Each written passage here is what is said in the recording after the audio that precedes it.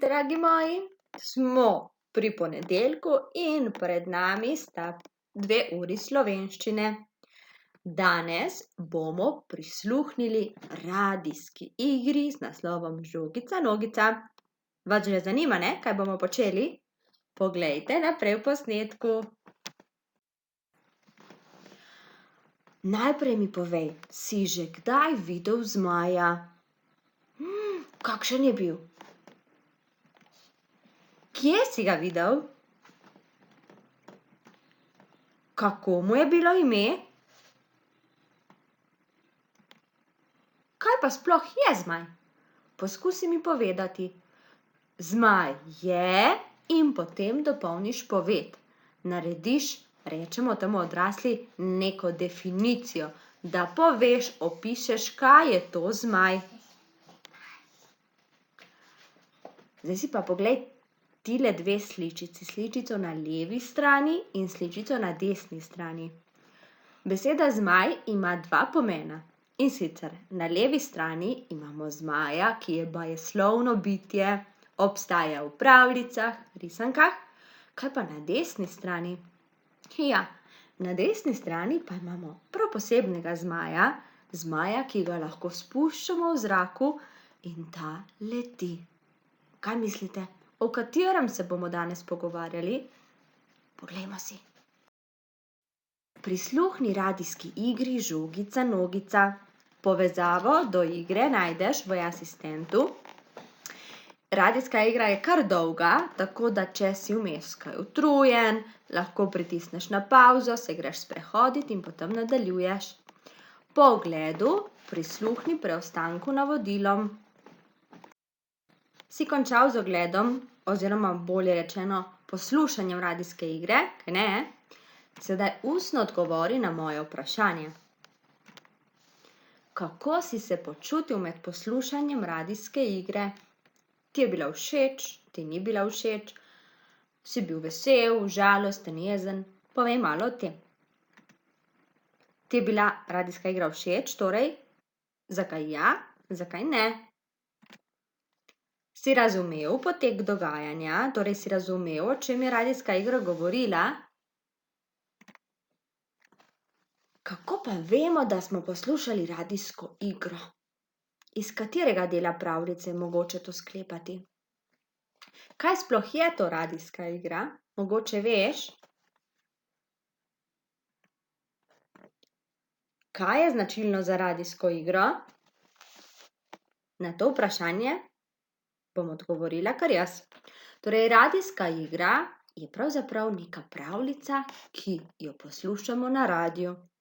Veste, še danes na radiu lahko večkrat poslušamo, slišimo kakšno radijsko igro, ampak seveda ni več toliko zanimiva, kot je bila včasih, ker imamo doma računalnike, televizijo in tako naprej. Za radijsko igro je značilno, da samo z glasovi in z glasbo poskušajo tile igralci, bralci bi lahko rekli, poustvariti neko zanimivo dogajanje, tako da si ga mi predstavljamo v naši domišljiji. Saj ga zares ne moremo videti, ker ni na televiziji, ampak o tem samo poslušamo na radiu. Zanimivo, kaj ne? Si mogoče že prej poslušal kakšno radijsko igro?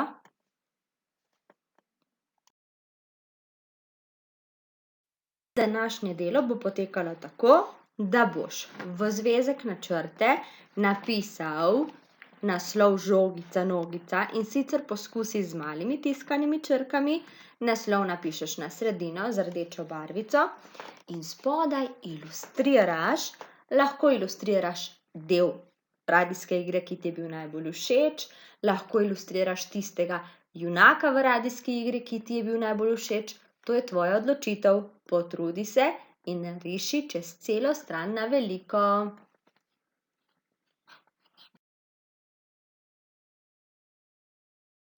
Je matematika. Za delo boš potreboval delovni zvezek na straneh 15, 16, 17 in pa tudi zvezek na kvadratke. Nazadnje smo se pogovarjali o črtah, različnih črtah, ki jih poznamo, danes bomo pa spoznali nekaj novega, Spoznali bomo točko. Spomni se in poimenuj vse črte, ki smo jih zadnjič spoznali. Katere so? Tako je. Ravne, krive, sklenjene, nesklenjene in pa tudi lomljene črte. Sedaj bom narisala nekaj črt. Dobro poglej. Narisala sem rumeno ravno črto in pa zeleno ravno črto. A mogoče opaziš tu nekaj novega? Kaj se dogaja z rumeno črto in zeleno črto? Na nekem mestu rečemo, da se sekata, gresta ena čez drugo. Vidiš, tule je to mesto in to mesto imenujemo presečišče. Zakaj? Ker se tu sekata, presekata, imenujemo takšno mesto presečišče. Označimo ga pa s čim? Ja, s točko. In sicer s takim krogcem, to je točka. Točko označimo lahko s krožcem ali pa s križcem. Najpogosteje se označi s križcem. Še ena pomembna stvar je pri točki ta, da jo moramo tudi poimenovati. In sicer tale točka bo točka točka A. Vsako točko oziroma vsaki točki moramo dati ime, in sicer poimenujemo jo s črkami, z veliko tiskano črko iz naše abecede. Ponavadi gremo kar od začetka, torej A, B, C, Č in vse tako naprej do zadnje črke v abecedi, to je Ž. Torej, kjer se dve črti sekata, imenujemo to mesto presečišče, označimo ga s točko, ki jo označimo s krogcem ali pa še raje s križcem, in točko vedno tudi poimenujemo z veliko tiskano črko. Poglejmo si naprej. Kakšna črta je tale? Ravna ali kriva? Tako, to je kriva črta. In tu je še ena kriva črta. Kaj opaziš? Zopet se ti dve črti sekata v presečišču, ki ga označimo s križcem in ga poimenujemo kot točka A. Točka A. Torej, čisto vseeno je, a so tu ravne črte, krive črte, sklenjene, nesklenjene, lomljene. Če se črte med seboj sekajo, moramo vedno označiti to presečišče s točko in tudi poimenovati točko z veliko tiskano črko. Poglejmo si, kaj pravita Lili in Bine. Kako označimo mesto, kjer se črti sekata? Bine pravi s križcem ali točko. Točko poimenujemo z veliko tiskano črko in preberemo točka A. Oglej si to v delovnem zvezku na strani 15. Kaj sta pa tu ustvarila Lili in Bine? Narisala sta dve vijugasti dolgi kači. Torej, Lili in Bine sta narisala vsak svojo kačo in njeno pot skozi puščavo. Kaj opaziš? Verjetno opaziš, da se ti dve kači sekata na večih mestih. Torej, imamo tu veliko presečišč. Poskusi jih kar označiti s križcem ali s pikico, da vidiš in da lahko prešteješ, koliko presečišč najdeš tu pri teh dveh kačah. To vidiš na strani 15.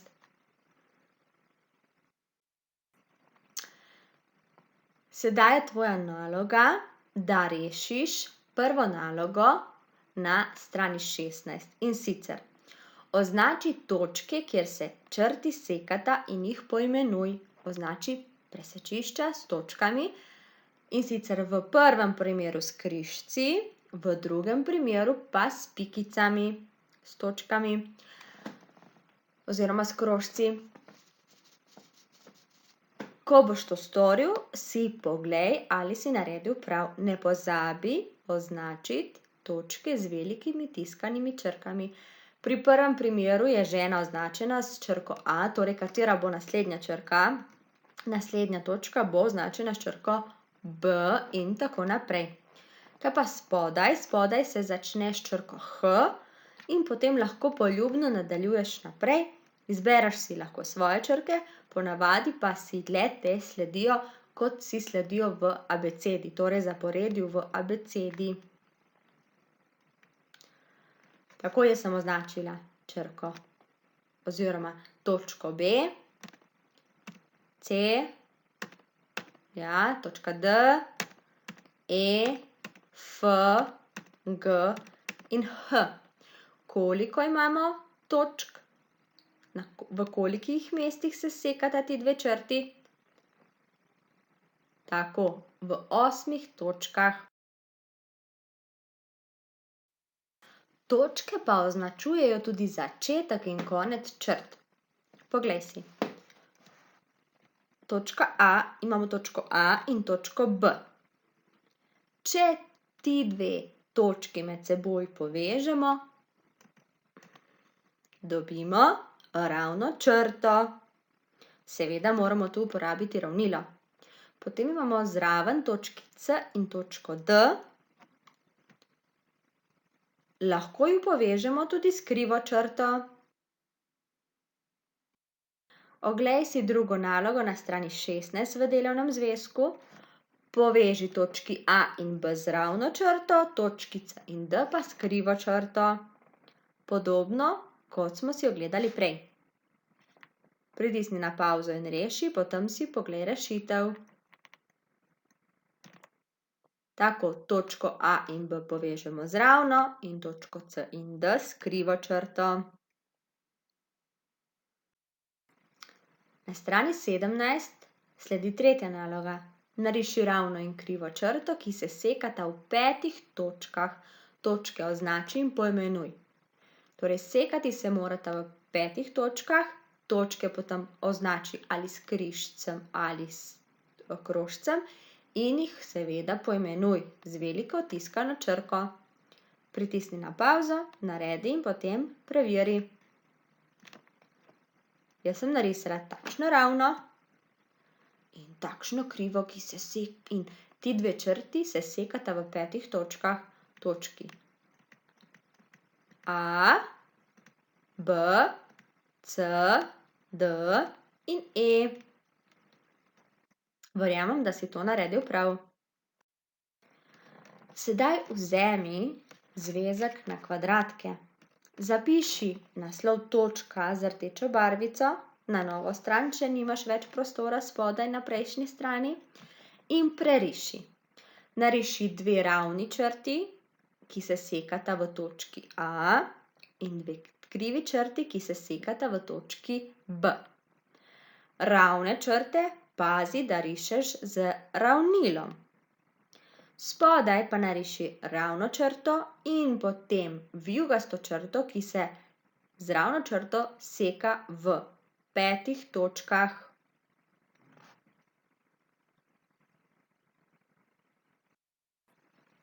Potem pa nariši še dve črti, torej označi točko A in točko B in ju poveži z ravno črto, točko N in točko O poveži s krivo črto.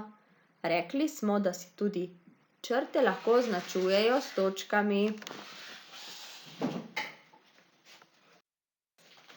Takšen naj bo končen zapis v zvezek na kvadratke. In za konec, za ponovitev, reši še na strani 17 prvo in drugo nalogo, ponovi računanje do 20 in pri besedilni nalogi, pri matematičnem problemu ne pozabi označiti pomembne podatke in zapisati odgovora.